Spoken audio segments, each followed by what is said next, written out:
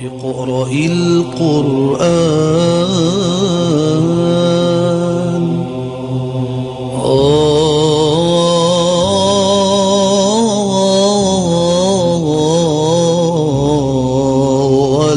والأثرى.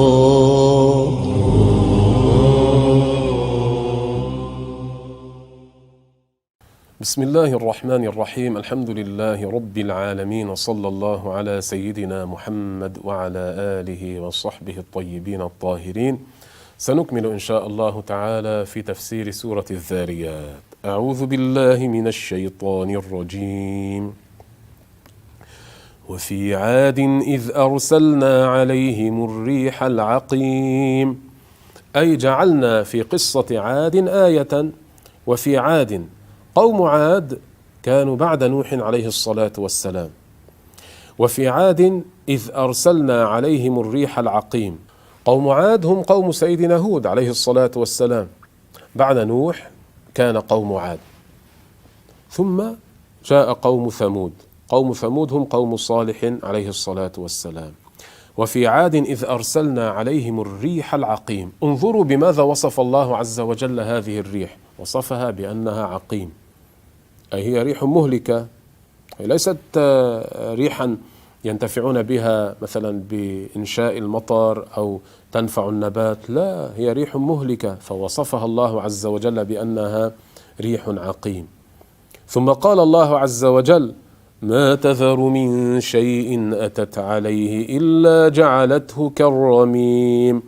ما تترك شيئا أتت عليه مما شاء الله لها أن تسلط عليه إلا جعلته كالرميم، جعلته مدمرا. سبحان الله، الله عز وجل لا يعجزه شيء. هؤلاء قوم عاد، مع أنهم كانوا طوال القامة، حاولوا هم أن يمنعوا أنفسهم من هذه الريح، لكن مع اجتماع قوتهم كانت تحملهم، تطيرهم في الهواء وترميهم في الأرض، وينفصل رأس كل واحد عنهم، نسأل الله عز وجل السلامة.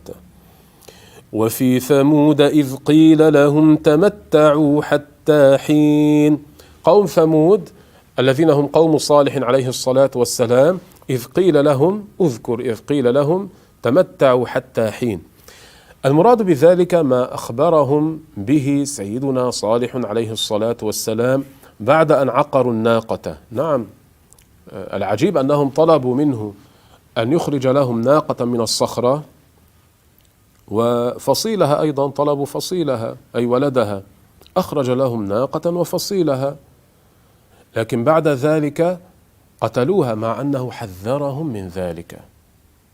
قتلوها، فقال لهم صالح عليه الصلاة والسلام: تموتون بعد 3 أيام.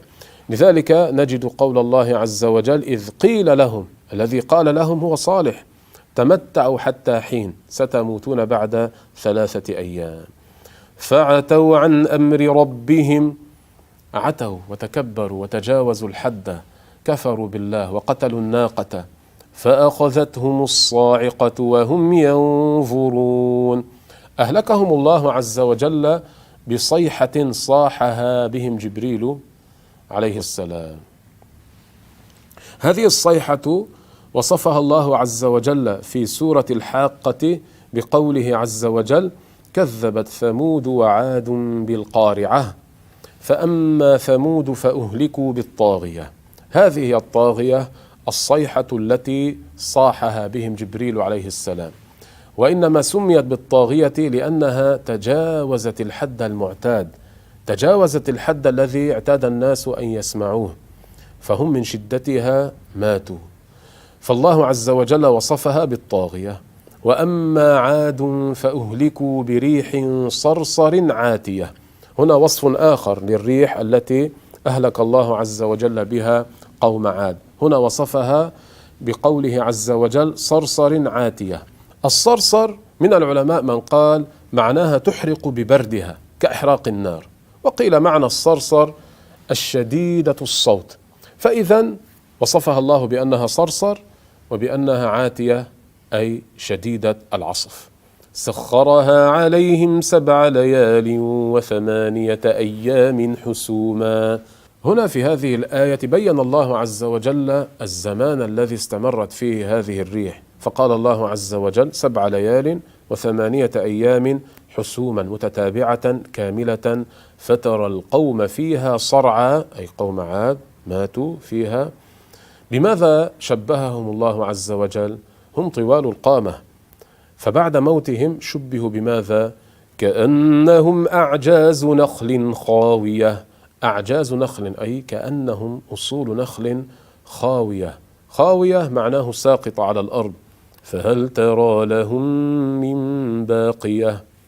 لم يبق لهم أحد، لم تبق لهم باقية. فإذا الله سبحانه وتعالى قال فأخذتهم الصاعقة وهم ينظرون، هذا في قوم ثمود، فما استطاعوا من قيام وما كانوا منتصرين. فما استطاعوا من قيام، ما استطاعوا أن يدفعوا عنهم شيئا من هذا العذاب، ما استطاع أحد أن ينصر أحدا، ما استطاع أحد أن يدفع شيئا عن الآخر، ما أغنى أحد عن أحد شيئا في هذا العذاب. نسأل الله عز وجل السلامة، وما كانوا منتصرين. ثم قال الله عز وجل وقوم نوح من قبل، معناه أهلكنا قوم نوح من قبل. أليس قلنا قوم نوح كانوا قبلهم ثم عاد ثم ثمود؟ فقول الله عز وجل وقوم نوح من قبل معناه أهلكنا قوم نوح من قبل هؤلاء المذكورين. إنهم كانوا قوما فاسقين، وصفهم الله عز وجل بأنهم فاسقون، والمراد هنا بالفاسقين الكافرين، فإنهم خرجوا عن الطاعة ولم يقبلوا الإيمان وتجاوزوا الحد والعياذ بالله. نسأل الله عز وجل السلامة، والله أعلم وأحكم. اقرأ القرآن